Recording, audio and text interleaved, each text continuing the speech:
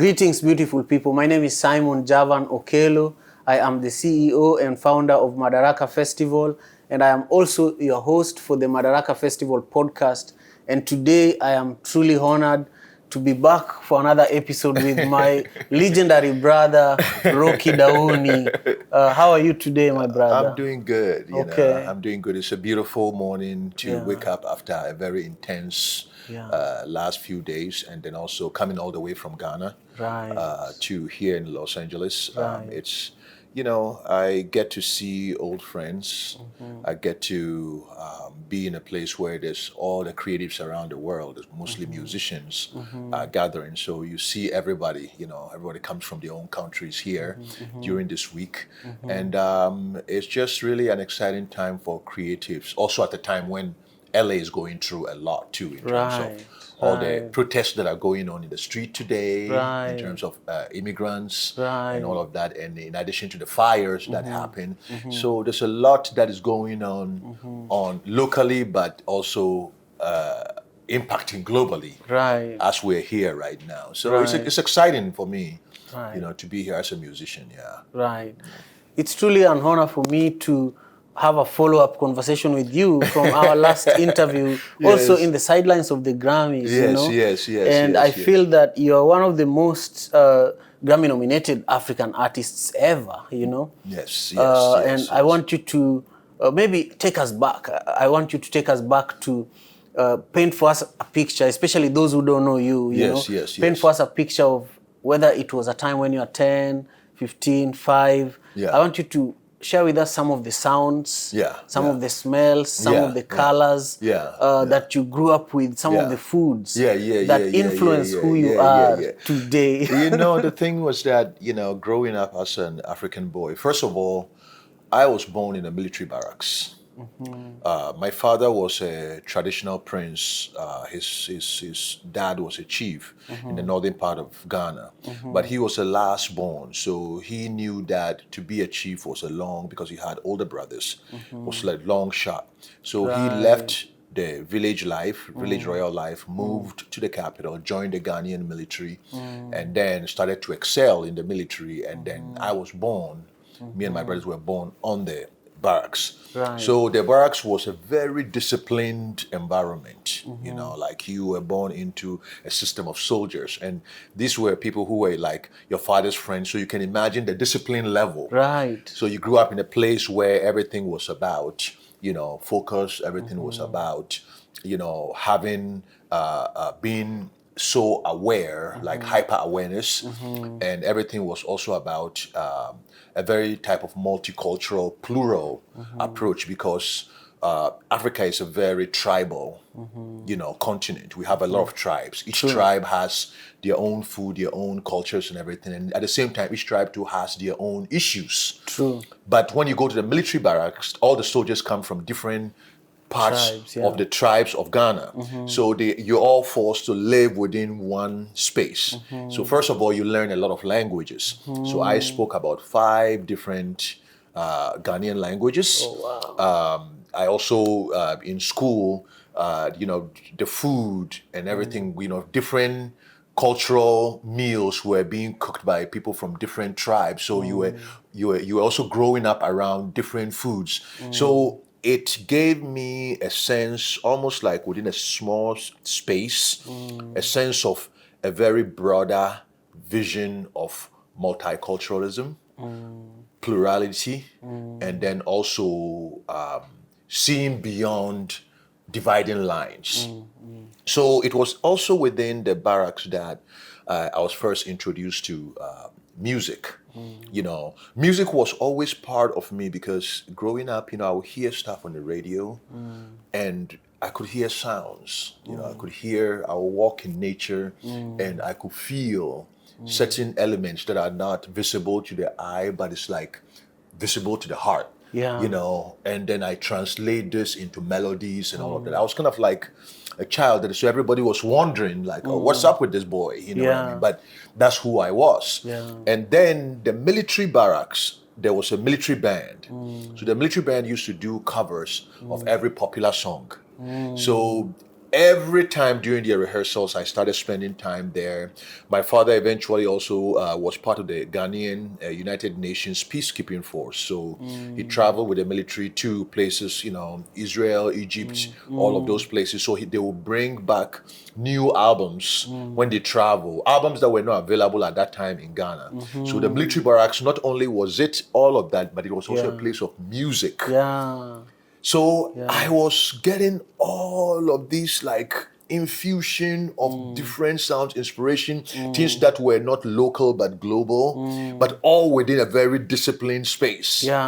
And then in addition to that too, another thing that really molded me too was that the Ghanaian military at that time too were in politics, they were in power. The Ghanaian military at that time ruled the country.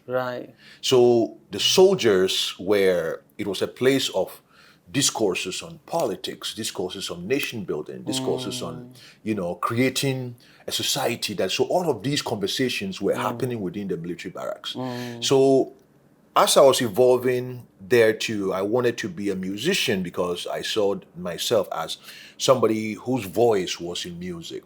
But my music was not limited to only speaking about my own, because here I was experiencing different tribes, and still at the same time to experiencing international infusion, international energy in an environment too that was very political and musically diverse. So all of these became the foundation stones too for me and my sound, which is Afro Roots, which was a sound too that embraced the world, embraced diversity, and also had a unified vision to bring consciousness into the world. So that's kind of like,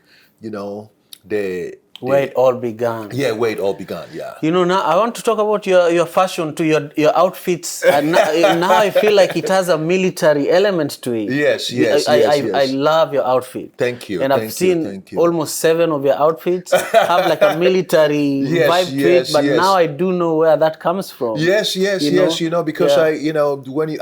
there's the military aspect, and there's also the very diverse tradition. Like this is something that's made from a lot of upcycled.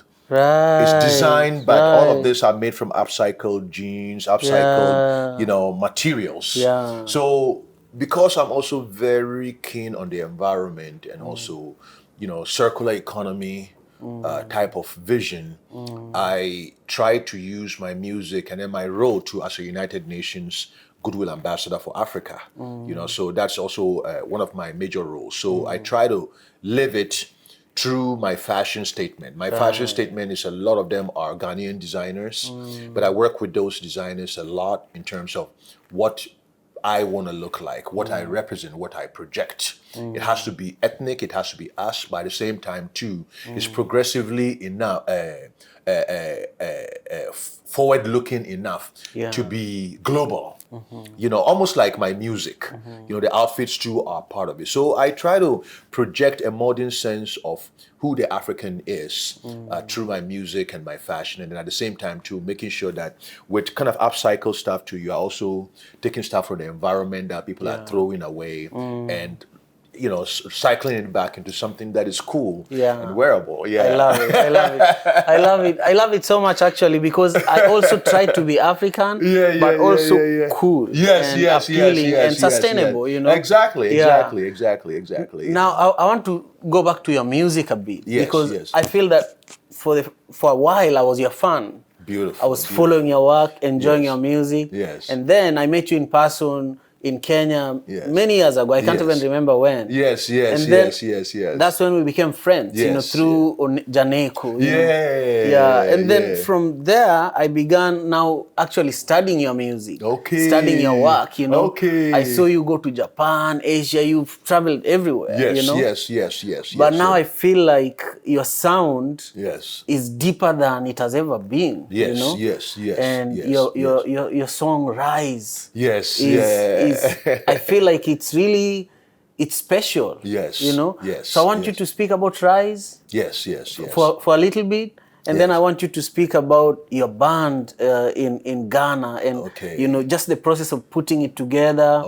And why you've really why you've gained the discipline to take your music to this level. Yes. Because if you look at African music now, every artist sounds the same. Yes. If you look at American music, every artist wants to sound the same.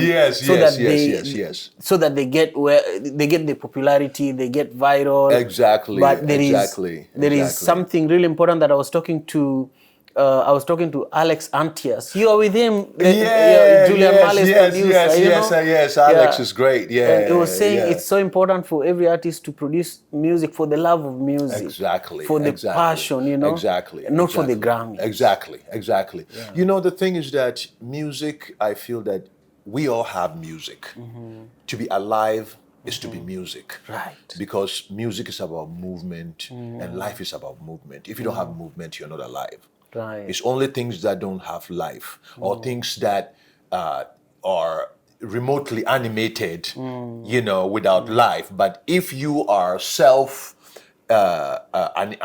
animating, then that means that you have the power of life within you. And music is something too that most people can respond to and relate to. You have to be alive to respond to music. Yeah. So that means that you have that element in you. Right. So the diversity of human nature and the commonality of that thread of music, that means that music speaks to us in our own unique way. And we don't need to also dumb down everything like it has to be machines, that everything has to sound one way. It's almost like when you look at even food, the diversity of going to places and finding different dishes. Growing up in Africa, you go to different towns. There's a specialty of a dish, specialty of a type of soup, something that you've never experienced before. So that diversity is what makes life beautiful.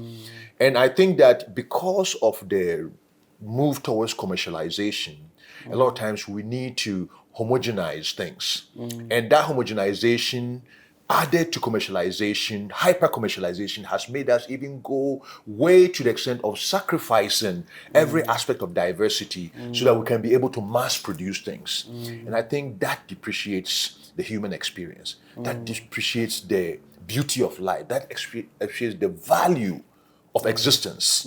So as a musician, if the music is a calling, you see, there are people who are in the music to be stars, to use it like as a means to aggrandize the self, as a means to amplify their ego, as a means to make money, as a means to be that conduit. Some of us are in the music because it's a calling. There's a divinity to that. And that divinity requires the humility to constantly learn and the humility to constantly evolve. You see, so that means that every day you are learning. Every day you are excited about the gift that you have. Every day you want to make new things. Every day you are inspired by breaking new boundaries. And so you are constantly evolving. So when I apply that same philosophy in terms of myself, it's about showing what my culture is. But in showing my culture, it's not one aspect of the culture. My culture is about the diversity. African culture is about looking at a diverse forest.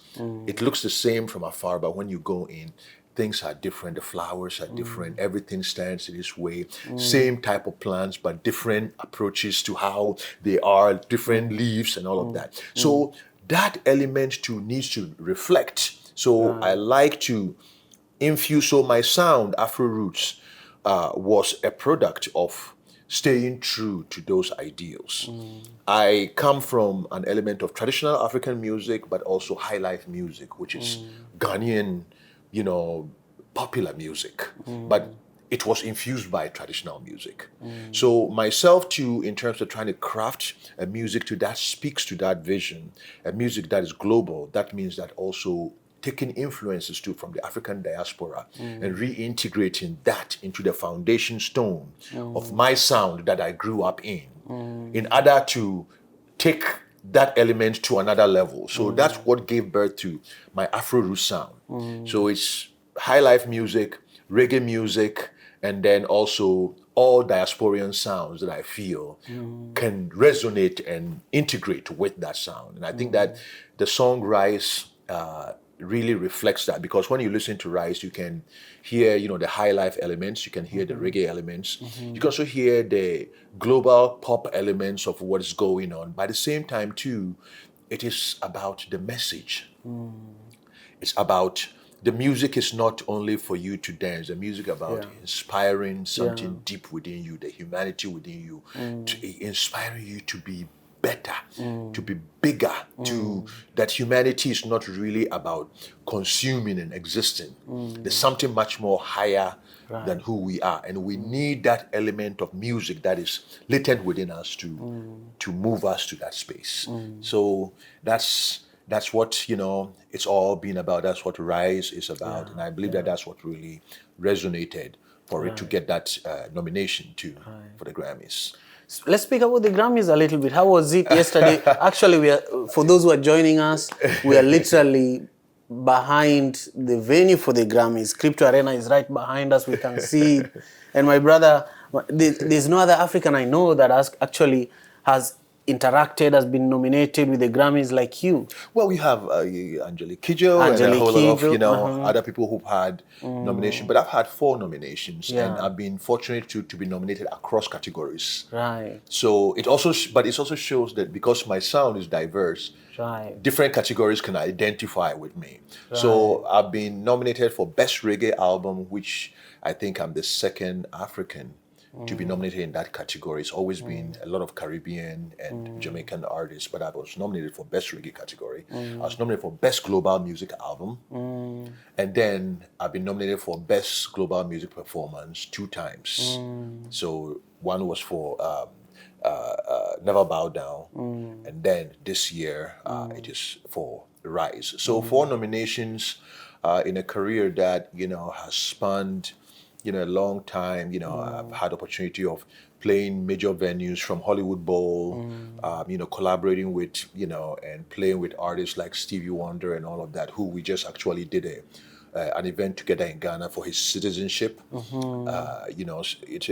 It's for a child of Africa who dreamed of doing music and bringing that energy to the rest of the world. I feel that we have come a long way in terms as an artist to do that, and a testament to the nomination. Although we did not win yesterday at the Grammy, the person who won, which was Sheila E. Sheila E. Is a legendary musician. There is an unreleased track of mine somewhere years back when myself, India Ari and Sheila E on a track. But it's an India Ari track, which I don't know whether it will ever see the light of the day. But she was a Prince, she worked with Prince a long time. So she's really very well known in America and also within the Latin community. And then she collaborated with Gloria Estefan, who is a huge legend of Latin music. And then the album was produced by Tony Sukar. Tony Sukar is a big name in the Latin world. So the 3 of them on a track, as against an African, and then Angelique Kidjo and then Soweto Gospel Choir together on one track. And then you had another track too that had 4 other people on it. And then Jacob Collier, who was what's it called, Quincy Jones prodigy, with Anushka Shankar, also collaborating on the track. There was a lot of, so I was within that. That was a very, that's a win. I feel like that was a top to be nominated with all of these crew of people in. Was a very, that's why I feel that the power of the song Rise was what really did it. And so I felt that although we lost yesterday, but I was very, You didn't lose. I feel Sorry, using the word. Yeah. Although yesterday the award went to Sheila E. She has been nominated 11 times. Wow. She's never won before. Wow. And the last nomination she had was actually 20 years ago. Wow. So it's almost like an artist who came so many times and was almost like, hey. Yeah. And then came one more time, and then there she was. So I was very, very happy for her. You know, she's an incredible, you know, musician, and I feel that artists, you know, we have to be happy for each other when, you know, any of us shine, because to be nominated is already a big thing. It's already a win. Alex Sanchez was saying, you know, yes, him and Julian Marley tried 3 times for 3 years, and they were just they were unable to get the award. But every time they felt that they won. Yes, you know? And also when you think about it, there are hundreds of thousands of African artists who have never even been to America, who have never been to the Grammys, who have no idea what's going on. And so you even getting that close to winning already represents so many of us. You know? And I just thank you for all the efforts that you've put in to your craft, and also to your professionalism, because many artists are great, but they don't know how to professionally even get into the Grammys, you know? yes. But also I know that your community was deeply impacted by the recent wildfires. Yes. You see, so when I, you know, so I was telling you my story in Ghana. So as a musician, I went to, you know, so I started rising, then I went to the University of Ghana. University of Ghana is where I started my music career.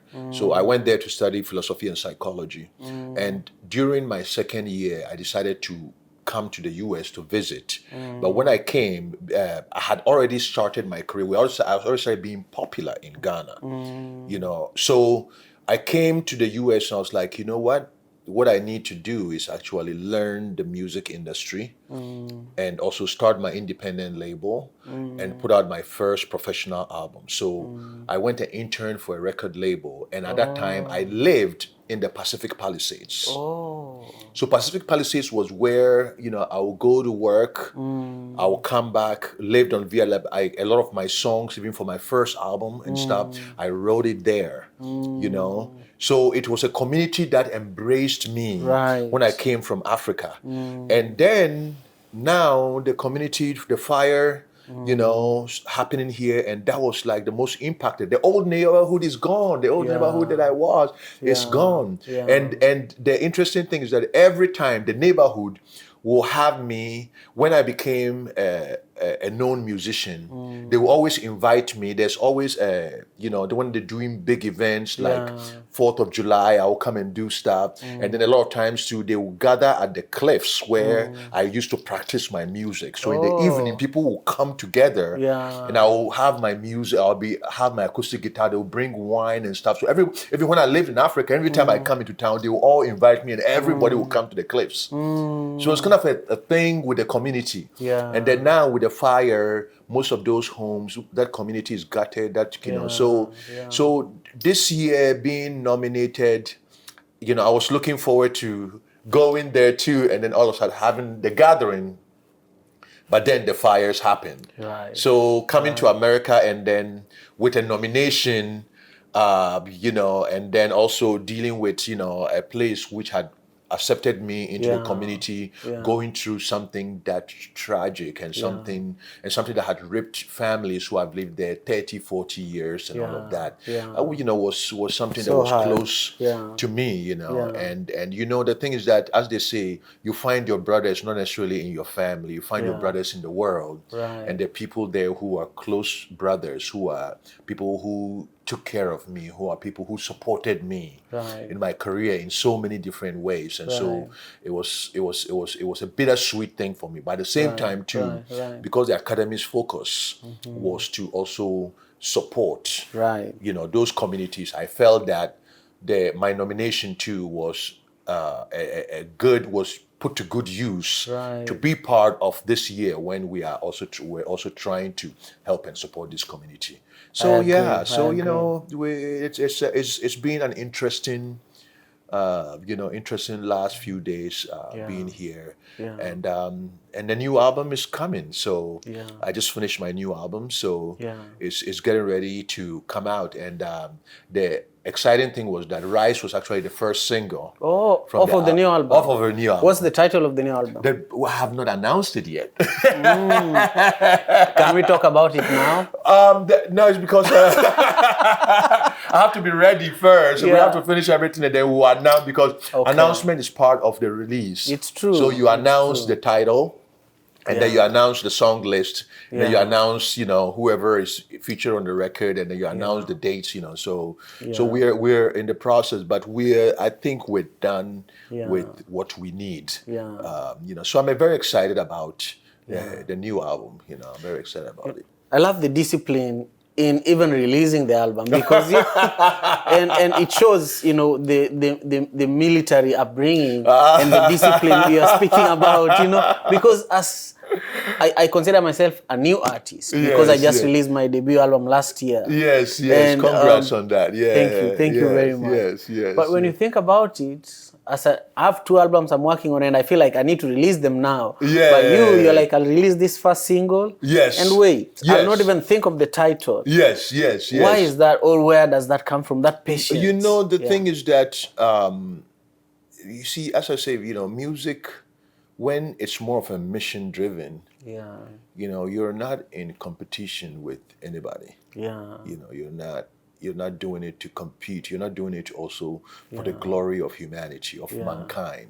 You're doing it to serve mankind, but you're not doing it to uphold your ego. You're not doing it to be in the limelight, to tell everybody, look at me, I'm on this pedestal, I'm special, and all of that kind of stuff. The ego of the stardom and the limelight. I'm not about any of that. I'm about the music being an instrument to articulate God's grace and God's kindness and God's creation and God's compassion to all of us. So I take my time for those messages. Those messages come, sometimes they come in glimpses, sometimes they come in observations, and then you start sewing them together, and then they become a song. So my songs are driven by so many different dimensions of inspiration. And then when it's ready, I feel the readiness. So a song might be ready, and an album might be in a process, but then if there's a need for that song for that time, then we release it. And then also on a much more business aspect too, the industry has become more of a singles market since the digital age came in. So it's good to always build up. Because when you put out a full album, people listen to it. The following day, they were like, when is your next album coming? They're done, and then you're like, it took me years to make this record. What are you talking about, So first single, you build towards it. Second single, you build towards it, and then that leads to probably the third single and then the album. So I like kind of working in that sense, so that you build a certain story and a certain step-by-step approach towards eventually unveiling, what the album is about. And I think that's what the approach that we're taking with this one. Rise getting a nomination, coming here, pushing it now, going back to get ready for the next single and the record, to come out. I'm excited about it because it's it really takes the Afro Roots sound to a little farther, because I used to produce a lot of the stuff as a producer. But with this record, I decided to have other producers produce my sound. So different producers are trying to interpret my sound as they see it from their perspective. So it's made the album like very, very interesting, and I'm excited. I'm really excited about it. It's a new sound. I love it. I love it. Now, because I know how passionate you are about Africa, I want us to talk a little bit about when you look at Africa now. Ghana just had a new president. There is conflict in Congo. In fact, there is conflict across Africa, because Yes, the Congolese everywhere. situation Yes, is yes, almost creating a war between Rwanda, South Africa, Yes, Kenya, yes, you yes, know. yes, yes, I want you to just reflect on Africa now and tell us whether it's giving you hope or anxiety. It's giving me both. Okay. You know, the anxiety is that Africans have to realize that we hold the keys to where the world is going, both in terms of resources, both in terms of human capital, both in terms of land capital, both in terms of water, both in terms of land mass, both in terms of greenery, both in terms of water. So we are the pawns in everybody's game. And everybody's intention is to take what we have, our birthright. True. So the ultimate thing is that everybody is working on a divide and rule, trying to make sure that we turn against each other, fight against each other, destroy each other, while they come in and take everything without our benefits. Yeah. A people who have been enslaved, a people who have been colonized, shouldn't be ones to trust the colonizers and the enslavers new vision for them. Right. You see, but we go to all of these conventions, we go to all of these meetings. Our leaders come and stand at the podium and stand with excitement when they go and take loans, as against leveraging the wealth that we have in the ground. Whilst others will use the wealth as living capital for you to come if you want to participate and also benefit. You gotta come because we have the land and we have the resources and we have the wealth. So the slavish mentality is still playing in the way we do politics. And I think that that has also led to us constantly fighting each other.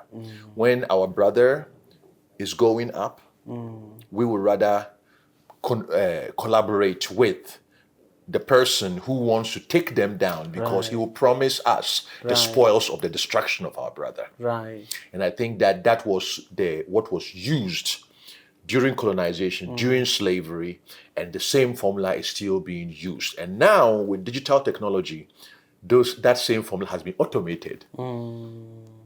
So you have different interest groups who are working, and then we are playing it out. How come a country like Congo cannot rule its own self? How come Congo cannot have control over its resources?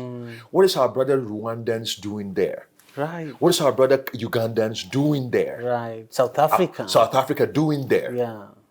We're supposed to go and help our brothers ensure peace so that they can be able to utilize their resources for themselves. And we know that right from the Belgian time and all of that, that country has been exploited because it's the richest. Yes. It's the center of Africa. Center of Africa. Yeah. With all these resources, rivers and all of that kind of stuff. Yeah. And now we are participating and becoming the conduits of this same policy that has kept them down. So it's a time for us to either rise up together or perish. Speak about Ibrahim Traore, the Burkinabe president, because he was at the inauguration of Mahama. Yes. Until today, people are still talking about that moment. No, but you know, the thing is that I grew up in a military barracks. Right. So a lot of times people will, you know, my perspective of what the world is different. You know, I believe in democracy, but I also grew up with, you know, a military mentality during the time of Jerry Rawlings. You know, when Jerry Rawlings, you know, took over power in Ghana, it was one of the most exciting times, I believe, because not only in terms of when you think of the ideals of democracy, because we should look at what even democracy has done right now. It has not shown to be a perfect system.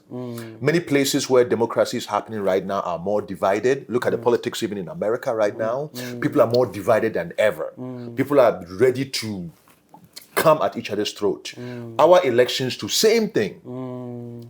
But that's not to say that I am choosing one style against style, but I'm trying to see the effect of what these systems have had on the people. It always has to be about the people. Right. When Jerry Rawlings took power in Ghana, there was a sense of citizenry and patriotism that I've never experienced in my life. There was something about being Ghanaian and being Africa, the pride. It was almost like the Kwame Nkrumah early days of independence. Everybody came together. Students would leave school and want to go and help the farmers harvest their crops. During rainfall, when the roads were bad, students would go there and help so that the crops will come, because there was all this embargo because it was a military government and all of that. So, but it instilled a sense of we can do spirit. Right. And we came together as a people and we started recognizing our own power to uplift our own selves. So there was a level of self-awareness that translated into self-discovery, that translated into a power, a can-do power. And I believe that is the popularity of Traore is exactly like what Jerry Rawlings did, because Jerry Rawlings inspired Sankara, and Traore was inspired by Sankara. You see, so you can see and sometimes people will just use a big brush and say, oh, a military dictatorship or a civilian, democracy.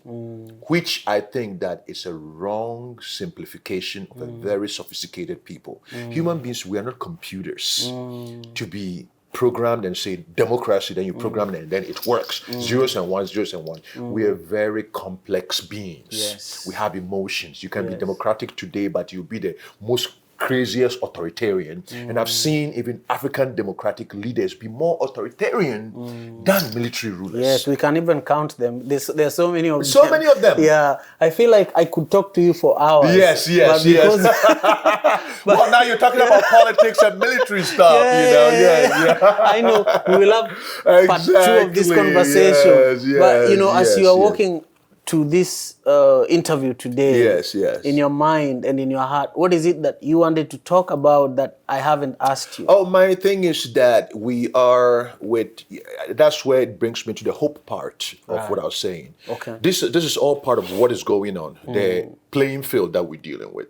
The hope part is also that there's a renewed spirit of rebirth and renaissance of Africa. And I believe that this is the vision of Haile Selassie, Ethiopia, the founder of African unity, the origin of, because Ethiopia was never colonized. Ethiopia had pure African elevated institutions, both religious, both traditional rulership, all of those institutions, courts and writing and ancient ways of being, that was our people's evolution for a long time. That was kept for us. And Ethiopia was instrumental in the philosophy of African unity with the philosophies of Marcus Garvey, Kwame Nkrumah, and all our founding fathers. And now we are at a crossroads in the world where I believe that the time for these ideas to come to fruition is actually now.